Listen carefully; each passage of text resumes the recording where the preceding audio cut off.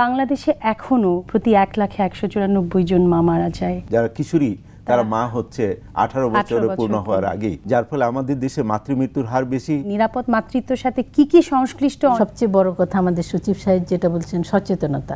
UNFPA নিবেদিত নিরাপদ মাতৃত্ব দিবসের বিশেষ অনুষ্ঠান নিরাপদ মাতৃত্ব দিবস 2014, প্রযোজনা মাসুদুল হাসান রনি। অনেক মারাই সন্তান সম্ভব হবার আগে এবং বাচ্চা জন্ম দেবার পরে কেয়ার পায় না। সে তার বাচ্চাকে ফিরও করাতে পারছে না, সে নিজেও অনেক সিক ছিল, বাচ্চাটাও অনেক উইক বাচ্চা সে জন্ম দিয়েছে। নিরাপদ মাতৃত্ব দিবসে আমরা চাই প্রতিটি শিশু এবং মায়ের স্বাস্থ্য থাকবে নিরাপদ। দেখবেন বুধবার বাংলাদেশ সময় সন্ধ্যা 6টা 30 মিনিটে, নিউ ইয়র্ক সময় সকাল 7টা 30 মিনিটে, ইউএই সময় বিকাল 4টা 30 মিনিটে।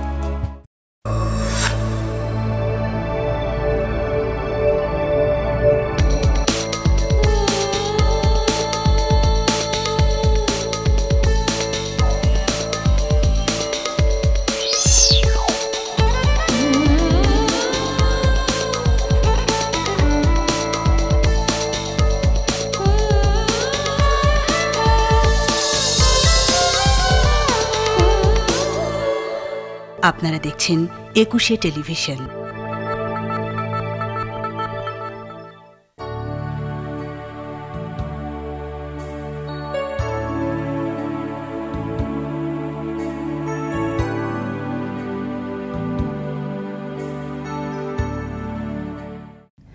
আজ নিরাপদ মাতৃত্ব দিবস। বাংলাদেশ গুটি গুটি পায়ে অনেক দূরে গিয়েছে, কিন্তু তারপরও এখনও প্রতিদিন 20 জন করে মা সন্তান জন্ম দেবার সময় মারা যান। এখনও বাংলাদেশে প্রতি 1,194 জন মা মৃত্যুবরণ করে, কিন্তু সেটা এখনও আমাদের কাম্য নয়। আমরা চাই তেমনই একটি বাংলাদেশ, যে বাংলাদেশে একটি মাও সন্তান জন্ম দেবার সময় মৃত্যুবরণ করবে না। প্রতিটি শিশু এবং মায়ের স্বাস্থ্য থাকবে নিরাপদ। আজকে নিরাপদ মাতৃত্ব দিবসে আমরা এখানে মিলিত হয়েছি যারা এই বিষয়টি নিয়ে কাজ করেছেন, বিভিন্নভাবে কাজ করে আসছেন এবং কাজ করছেন। আমাদের এখানে আজকে উপস্থিত রয়েছেন এম নিয়াজউদ্দিন, মাননীয় সচিব, স্বাস্থ্য এবং পরিবার কল্যাণ মন্ত্রণালয়। আমাদের এখানে রয়েছেন প্রফেসর সাইবা আক্তার, প্রাক্তন প্রেসিডেন্ট ওজেএসবি। আমার ডান পাশে রয়েছেন আমাদের সবার প্রিয় এবং পরিচিত অভিনেত্রী বাঁধন, এবং সে নিজেও একজন পেশায় চিকিৎসক। এবং তারপর রয়েছেন mister doctor Prasanna Gunasekara, chief RH UNFPA. আমি সবাইকে আমন্ত্রণ জানাচ্ছি। মাননীয় সচিব, আপনাকে দিয়ে প্রথমেই শুরু করতে চাচ্ছি আজ নিরাপদ মাতৃত্ব দিবস, এবং এটি বাংলাদেশের স্বাস্থ্যক্ষেত্রে একটি অনেক বড় একটি ফোকাস, এবং বাংলাদেশে এখনও প্রতি 1,194 জন মা মারা যায়।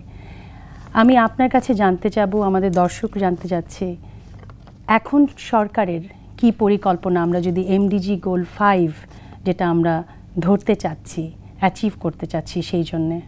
বাংলাদেশে যে মাতৃমৃত্যু হচ্ছে, এটা প্রধান কারণ হলো, আপনারা হয়তো সকলেই জানেন যে বাংলাদেশে বাল্যবিবাহ পৃথিবীর মধ্যে সবচেয়ে বেশি।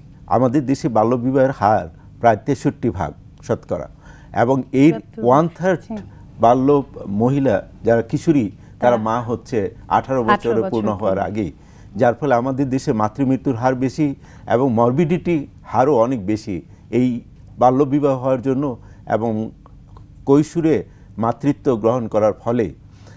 এছাড়াও অনেকগুলো কারণ আছে যেগুলো রোধ করা সম্ভব, এবং আমরা চেষ্টা করে যাচ্ছি।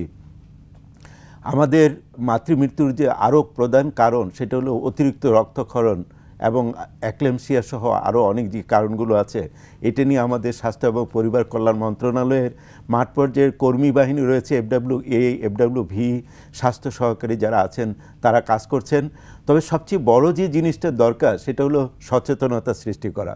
আজকে আমরা নিরাপদ মাতৃত্ব চাচ্ছি।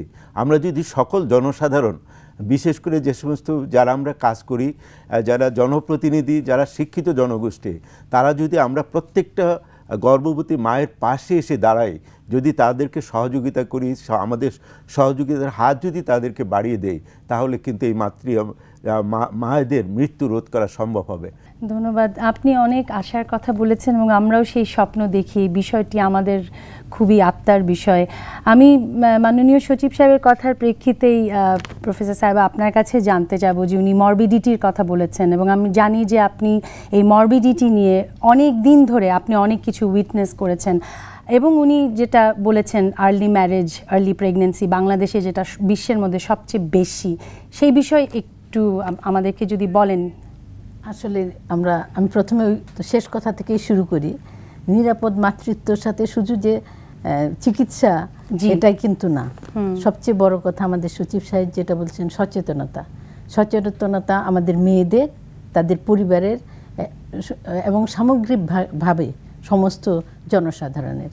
আরেকটা কথা আসছে যে আমরা নিরাপদ মাতৃত্ব বলতে আমি যেমন বললাম একটা সচেতনতা, তারপর যেমন অ্যান্টিনেটাল কেয়ার গর্ভকালীন সময়ের পরিচর্যা, তার চাইতেও কিন্তু বেশি ইম্পর্টেন্ট যে প্রসবকালীন সময়ের সেবা এবং সেটা হলো কোয়ালিটি কেয়ার যেটাকে আমরা বলি, দক্ষ সেবার দরকার। এবং সেই ক্ষেত্রে যেমন সচিব সাহেব বলেছেন আমাদের সরকার শুধু যে ফ্যাসিলিটি বাড়াচ্ছেন তা না, এবং যেমন স্কিল বার্থ অ্যাটেন্ডেন্ট কমিউনিটি একটা বিশাল একটা গোষ্ঠী যাদেরকে তৈরি হয়েছে, তাদের মাঠ পর্যায়ে কর্মীরা। এবং আমরা জানি আমরা যদি এই কমিউনিটি লেভেলে এই সেবা দান করতে না পারি তাহলে কিন্তু আমরা মাতৃত্ব নিশ্চিত করতে পারবো না।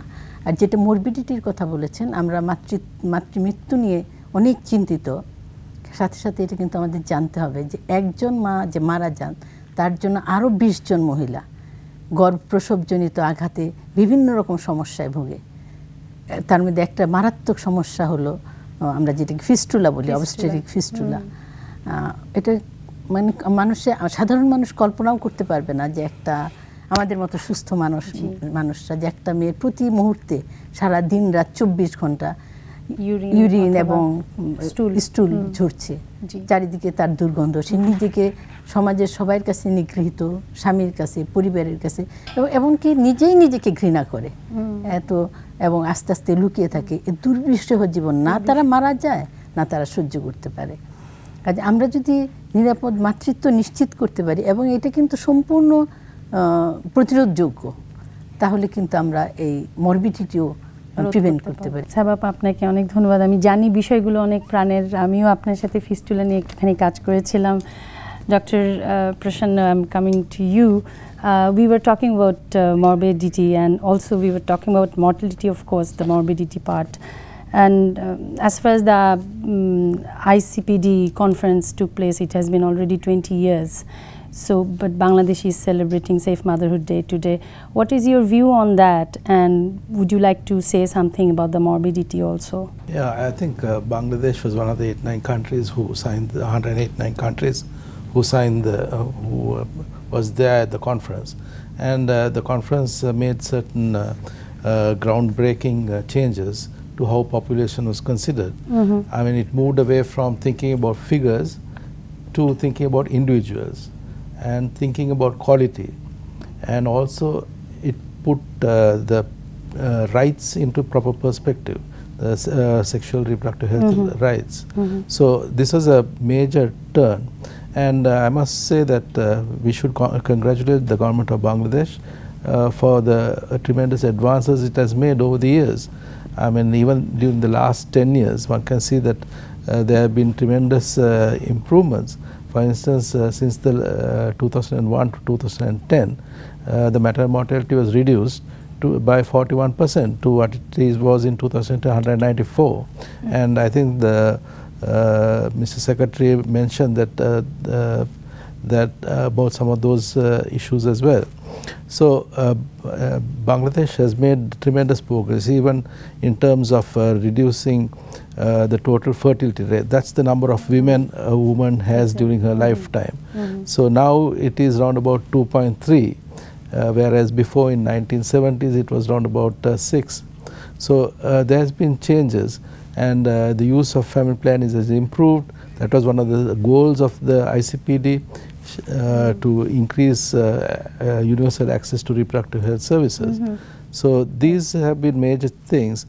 But at the same time, as we are reducing maternal mortality, we also should keep track of the fact that morbidity also needs to be addressed. Yes. And I think Professor mentioned about obstetric fistula, which is a terrible thing for the girl to have. And I must congratulate again the country for what it has done in terms of fistula treatment. And also we have expanded it now to several medical college hospitals. And I think most of the hospitals, the government has the plan to have the Yes. fistula corners. I really congratulate our government too. ওকে, আমরা এখন বাঁধনের কাছে আসছি। বাঁধন, তুমি নিজে একজন অভিনেত্রী এবং জনপ্রিয় অভিনেত্রী, তুমি নিজে পেশায় চিকিৎসক, তুমি মা হয়েছো, কিন্তু এতক্ষণ শুনছিলে, আমরা বলছিলাম বাংলাদেশের অনেক মারাই গর্ভকালীন সময় এবং গর্ভ নেবার আগেও বা সন্তান সম্ভব হবার আগে এবং বাচ্চা জন্ম দেবার পরে কেয়ার পায় না। তোমার পুরো বিষয়টা নিয়ে অনুভূতিটা কি? আমি তো ভীষণ লাকি আপু, কারণ আমি এমন একটা ফ্যামিলিতে জন্মেছি যারা আমার প্রতি অনেক কেয়ারিং, এবং আমার হাজব্যান্ড সে আমার প্রেগনেন্সির সময় যতটুকু কেয়ার নেওয়া দরকার ততটুকু নিয়েছে। কিন্তু মানে আমরা যাদেরকে নিয়ে কথা বলছি সেই জায়গাটাতে আসলে আমি খুব কাছাকাছি যেয়ে দেখতে না পারলেও, আমি একটা এক্সাম্পল দেই, আমার সাথে সাথে আমার বাসার বুয়ার মেয়েটা প্রেগনেন্ট ছিল। তো দেখা যেত যে আমি যখন যেটা করে আসতাম আমি ওনাকে জিজ্ঞেস করতাম যে তুমি এটা করেছো, ব্লাড টেস্ট করিয়েছো, হ্যাঁ তুমি চেক আপে যাচ্ছ তোমার মেয়েকে নিয়ে? তো বলছে যে আপু এইটা আবার কি, যেতে হবে নাকি, এমনি আমাদের বাচ্চা এমনি হয়ে গেছে, আবার ডাক্তারের কাছে যাওয়ার কি আছে। তো এবং ওর যখন ডেলিভারি হলো তখন আসলে মেয়েটা নর্মাল ডেলিভারি হয়েছে, বাসায় হয়েছে, এবং সেটা বেশ সময় নিয়ে হয়েছে, এবং মেয়েটা বাচ্চা ডেলিভারির পর কিন্তু সিক ছিল অনেক, মানে সে তার বাচ্চাকে ফিরও করাতে পারছে না, সে নিজেও অনেক সিক ছিল, বাচ্চাটাও অনেক উইক বাচ্চা সে জন্ম দিয়েছে। ওই জায়গাটায় আমার কাছে মনে হয়েছে যে আমি ওকে বারবার বলছিলাম যে তুমি যাও, তোমার এখানে এত আমাদের বাসার পাশেই কিন্তু অনেক ছোট ছোট মানে সেবা কেন্দ্র আছে যেখানে গেলেই আসলে হেল্প পায়, কিন্তু ও না ওই ব্যাপারে সচেতনই না যে সে যাবে কি যাবে না। এইখানে শুনে আমি একটা জিনিস অ্যাড করতে চাই। ও যে বললো যে বুয়ার মেয়েটা বাচ্চা হওয়ার পরে অসুস্থ হয়ে গেছে, এটা কিন্তু আপনার কথাই ফিরবো, একটা জিনিস যে আমি আপনার কথাই ফিরবো, আমাদের একটা ছোট্ট বিরতি নিতে হচ্ছে, কারণ খুবই একটা ইম্পর্ট্যান্ট একটা জায়গাও টাচ করেছে, যেটা নিয়ে আমি আপনার কাছে এবং নিয়াজ ভাই এবং আমাদের গেস্টের কাছেও আসবো। তার আগে একটি ছোট্ট বিরতি নিয়ে আসছি, থাকুন আমাদের সাথেই।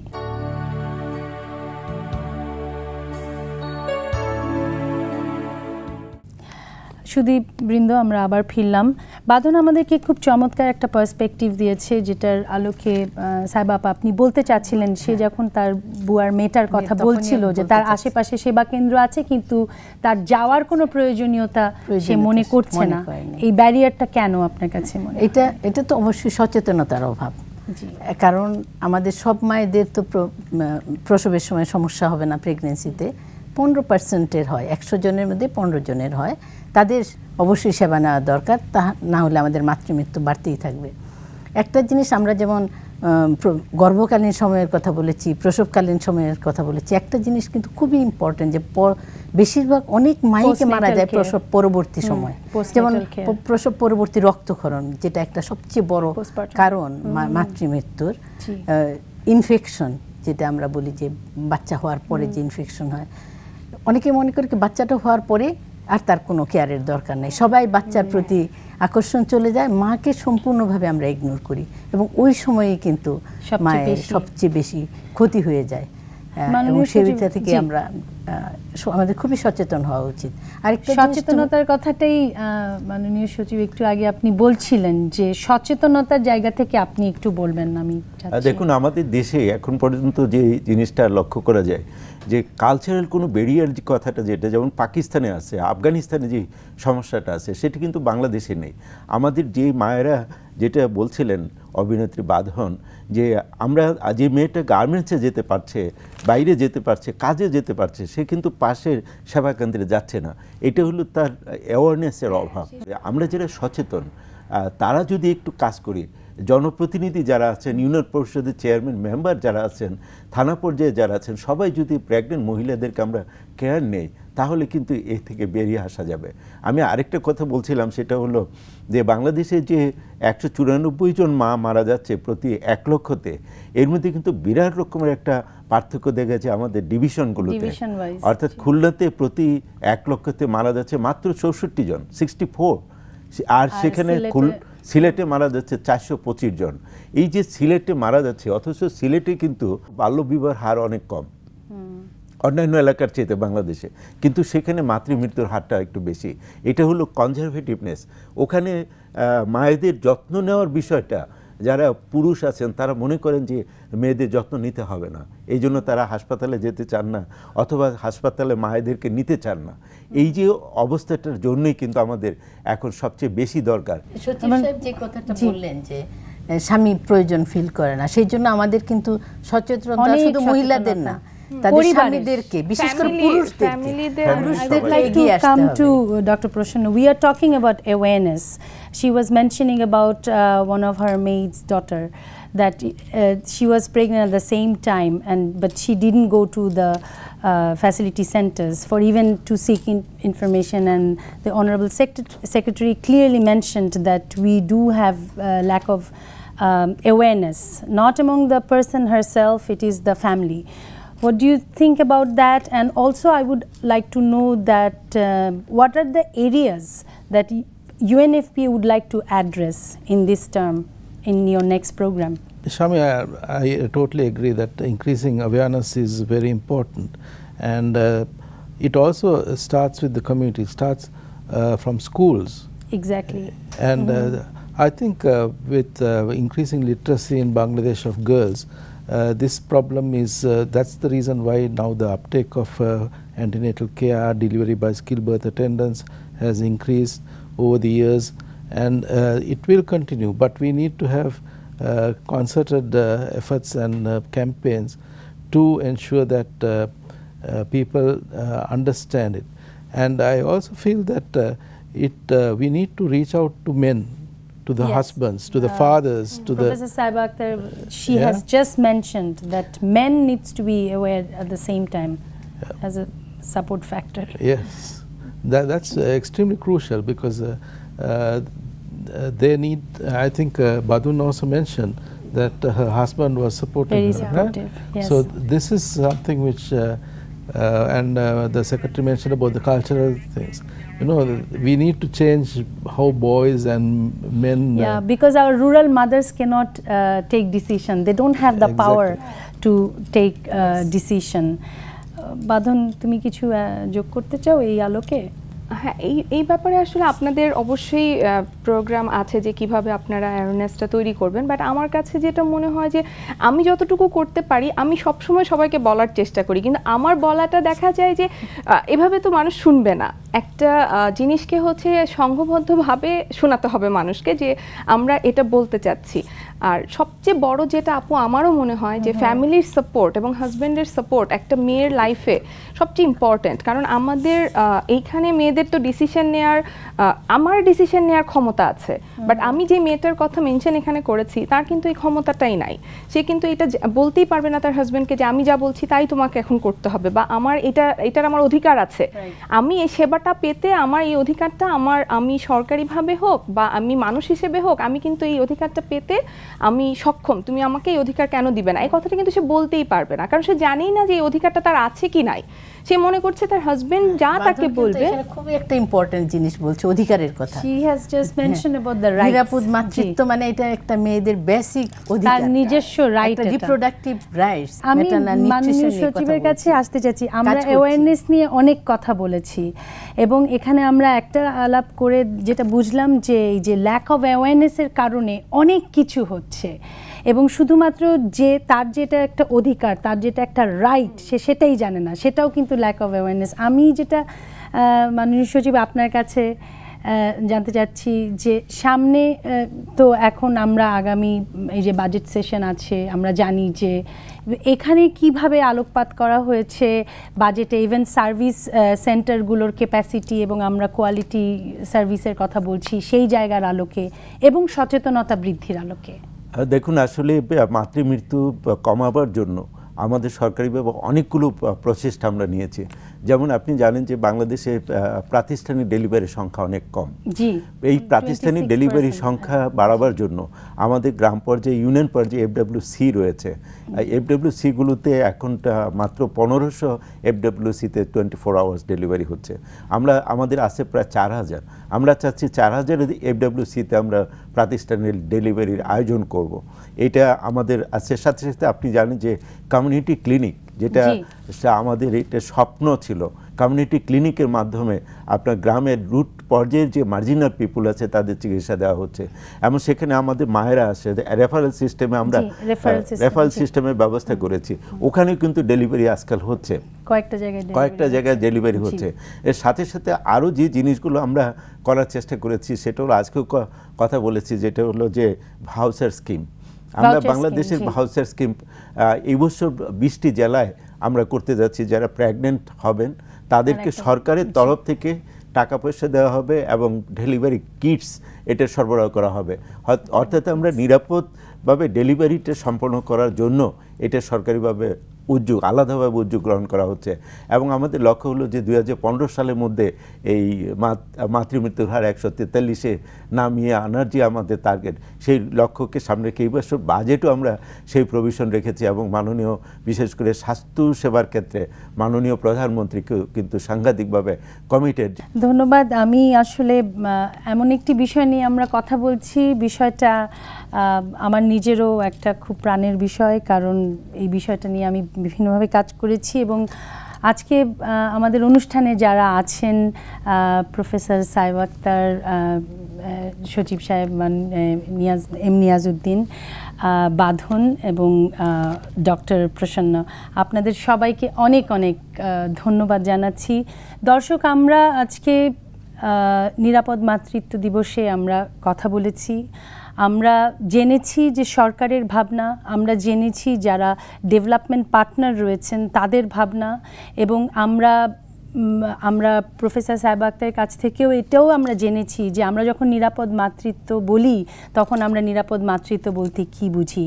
বাংলাদেশে এখনও আমরা অনেক স্বপ্ন দেখি, বাংলাদেশে অনেক সীমাবদ্ধতা রয়েছে। এই সীমাবদ্ধতার মধ্যেও আমরা অনেকখানি এগিয়েছি এবং আমরা বিশ্বাস করি বাংলাদেশে মাতৃমৃত্যুর সংখ্যা আমরা জেনেছি 2015-তে 143-এ যে নামিয়ে আসার যে স্বপ্ন, সেই স্বপ্ন অবশ্যই বাস্তবায়িত হবে। অনেক সীমাবদ্ধতার মধ্যে দিয়ে শুধুমাত্র আমরা সবাই যদি একটু সচেতন হই আমাদের চারপাশকে সাপোর্ট দেবার জন্য, শুধু একজন নিজে ব্যক্তিগতভাবে নয়, নারী হিসেবে নয়, পারিপার্শ্বিকতাভাবে পরিবারকে, স্বামীকে, সবাইকে আমরা সব জায়গায় এবং প্রাতিষ্ঠানিকভাবে সবাই যদি সচেতন হয়, আমরা বিশ্বাস করি যে এই মাতৃমৃত্যুর সংখ্যা কমে আসবে। সবাইকে অনেক অনেক ধন্যবাদ।